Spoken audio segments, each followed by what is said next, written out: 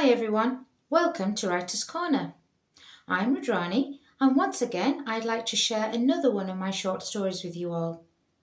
And today's story is called Pasta with Love, and I wrote it for one of the projects done by my writers group, and I hope you'll like it.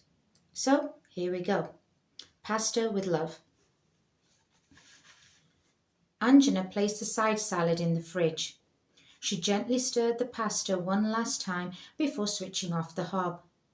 She then transferred it into an oval dish and put it aside for later. After quickly wrapping up the present, Anjana put it on the table in the study and went upstairs to freshen up. She checked herself in the mirror. Her makeup was intact, her hair was neatly combed and half tied back with a clip. She peered closer. Good, no greys, phew. Standing back, she smoothed out her red floral dress, which she had bought specially for that evening. Red was her favourite colour, and it suited her golden brown complexion. The dress flattered her silhouette and was a perfect mid-calf length for her 5'2" frame. It was the first time that Carlo was coming to her home, and she had to make a good impression. Anjana wanted everything to be perfect for him. Hearing the sound of a car door closing, she turned to the clock. 2 minutes past 5. Is he here? She looked out of the bedroom window and saw his black BMW. Her heart pounded, her pulse raced. Taking a deep breath, she rushed downstairs and opened the door even before he rang the bell. He held a large bouquet of orange roses in his right hand and a black suitcase in his left. Smiling, he greeted her cheerily. Hi. Hi, she said, blushing. Come in. With open arms he leaned towards her, giving her a warm hug and a gentle peck on each cheek. For you, your favourite, he said, giving her the bouquet. You look stunning. Ah, thank you. And you look very dapper as always, she said, assessing his attire.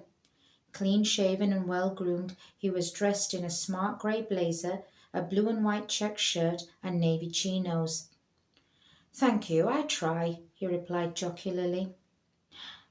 And thanks for these, they're lovely, she said, closing the front door. My pleasure.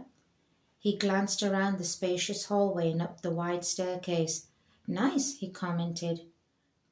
Thank you. She showed him through to the living room before putting the flowers in a vase. Anjana watched Carlo desirously as he walked around studying the room. His smooth, flawless olive skin glowed in the light. Running his fingers through his soft, silky black locks, he threw her a flirtatious glance. With each smile he gave her, a deep dimple sat on his right cheek. A handful of tiny beauty spots decorated his face, adding a unique appeal. He was truly a handsome man, praised and adored for his exotic looks. With an Indian mother and an Italian father, he had inherited the best genes from both races. With luscious lips, dreamy eyes, a sharp nose and a chiseled jawline, he was picture perfect. Standing at 6 feet, with a lean yet strong sculptured physique, he could put Adonis to shame. Nice decor, yours I presume? Yes, she replied dreamily, eyes still transfixed on him. Now, are you just going to stand there ogling at me, or are you going to offer me something to drink? He smiled at her mischievously. Oh, I'm sorry, she blushed with embarrassment. Come on, she led him into the kitchen. Are you hungry? Not really. Let's wait a little, he suggested. Okay, fine. Coke, juice, tea or coffee, she offered. Sorry, this is an alcohol-free house. Besides, I don't remember you being much of a drinker. Just the occasional glass or two, right? Yeah, but even that's rare these days. I just don't seem to enjoy it anymore. Taking their drinks and some snacks, they returned to the living room. So that's your husband then, he said, turning to the family portrait on the wall. Yes, she replied dryly, Neil. He's a very lucky man. She sensed a hint of jealousy in his words, and it pleased her. Did you ever tell him about us? He questioned. He knows that there was someone else before him, but he doesn't know it was you. She paused for a moment. We've never properly talked about it. I don't think he ever really wanted to know, she explained. How about now? Does he suspect anything? No, I'm sure he doesn't.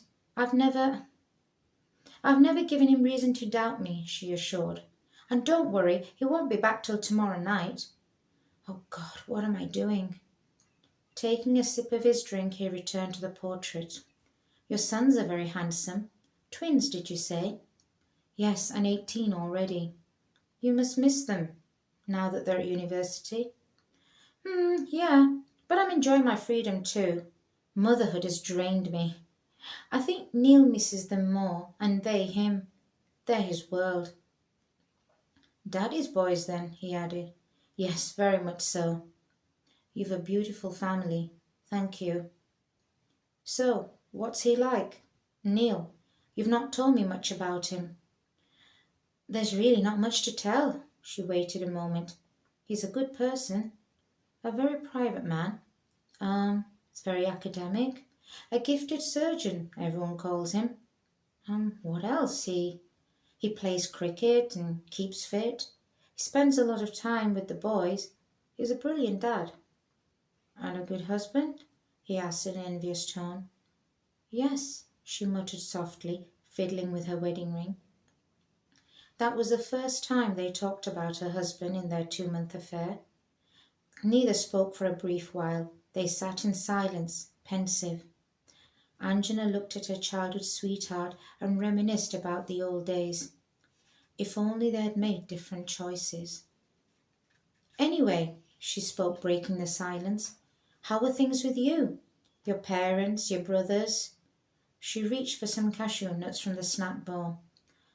Fine, thanks. They're all doing okay. And how's work and business? How many millions have you made now? She gave a cheeky grin. He laughed with an air of confidence. Work's going well. The firm's doing great. We're setting up another branch, and real estate's been profitable. So touch wood. Life's okay. Then why is a successful, handsome young man like you still single? He looked at her intently. I'm not. I'm with you. Their eyes locked for an intense moment. They remained taciturn and quietly sipped their drinks. He removed his blazer and sat a little more relaxedly facing her. Angela visualized his musculature through his fitted shirt. The first few buttons were left open, and her eyes unabashedly unbuttoned the rest. She recollected his touch, the feel of his skin against hers, and the intimate moments of their past. By the way, you said you had a special announcement or surprise, he asked. Oh, yes, just a second, she said. She rushed to the study room and returned with a book. Here it is, my first novella. I've finally done it. Congratulations. Thanks. It'll be in the shops in a few days, but you've got the first copy, signed, of course. He flicked through the pages. This is fantastic. I'm so pleased for you. He hugged her warmly. Thank you. That means a lot. Any time.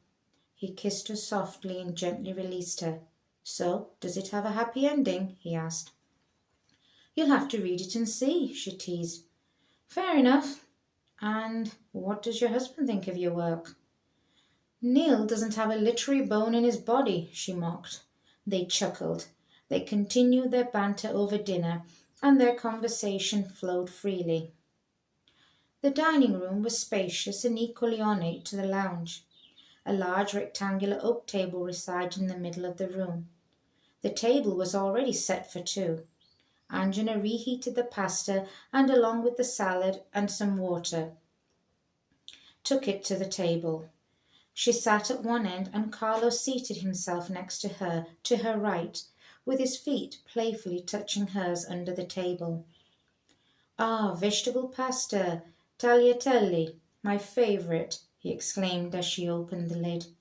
Let me be a gentleman and serve you first. Okay, you're such a flirt, she teased. He winked cheerfully. This looks delicious. I'm salivating. She watched him twirl the pasta around his spork with ease and dexterity. She quietly watched hers slip through the prongs of her spork, as she had watched her dreams slip through her fingers. But she plodded on as always. He groaned, this is divine. Thanks, glad you like it. I always did. Used to make this for us back at uni, he said. So you remember? I never forgot. He paused eating, and turning to her, he gently pushed back a loose strand of her hair and stroked her cheek. So tell me, he resumed eating, do you make this for your family? Only occasionally, but with slightly different ingredients. Oh, what? This has a little more love, she cooed. He looked at her amiably. Good answer. After their meal, she gave him the present. Carlo took the Schaefer fountain pen from its box and held it up, looking all around it. Removing the cap, he inspected the gold nib. His eyes gleamed with joy. Now, I must say, you do have excellent taste. This is exquisite, he praised. I know you'll have a lot of nice pens, but not from you. He smiled at her endearingly. Thank you, he said, replacing the cap. You're welcome. Watching him lovingly admire the pen, Angela remembered how Neil assumed it was for him. She lied that her friend Annie bought it and that it got mixed up with her shopping. He believed her. When had she mastered the art of lying? And for how long? It was almost midnight when they retired to her bedroom. I was waiting for the right moment, and I guess now's as good as any, he said. From a black leather case he took out a strand of large white pearls and placed it around her neck.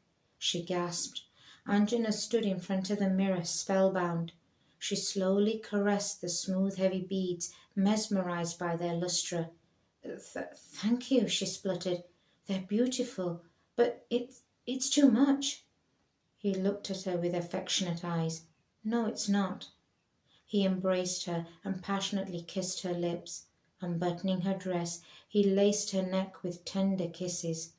He then dimmed the lights and closed the door behind them. Sunday morning swiftly greeted the lovebirds, and after breakfast Carlo bid her a fond goodbye. Their next rendezvous was on the following Thursday afternoon in a quaint little cafe in the city. Angela was filled with excitement that morning. She eagerly began to lay out her things for that afternoon on her bed. Are you going out somewhere? Asked Neil as he was getting ready for work. Oh, just some lunch with the girls. Before she could conceal them, the pearls caught his eye. They're nice. I've never seen them before. Are they new? Oh, these? Oh, no, her brain rattled for an excuse. They were my mum's, she blurted. They were hidden amongst the rest of her things, and I thought I'd wear them. She picked them up, clutching them in her hand. Looks valuable. Your mum's, really? He said surprisedly. He stopped to think for a moment. Strange. I remember seeing some very similar. Oh, she said intriguingly. Yeah, last week after the conference, he continued. Sid and I went into this exclusive jeweller's.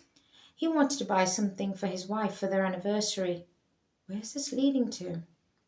Anyway, we saw this guy buying these ridiculously expensive pearls. Well into the thousands. I think he ordered them specially. What shop was it? She asked with increased curiosity. Oh, Thackeray's, that's it. His answer startled her. Angela instantly recognized the name from her pearl case and began to nervously toy with the strand. He wouldn't, would he? I can't ask Carlo, can I? What did he look like, this man? Oh, I don't know. Tall, Asian-looking, smartly dressed, and clearly rich. Well, that could be anyone.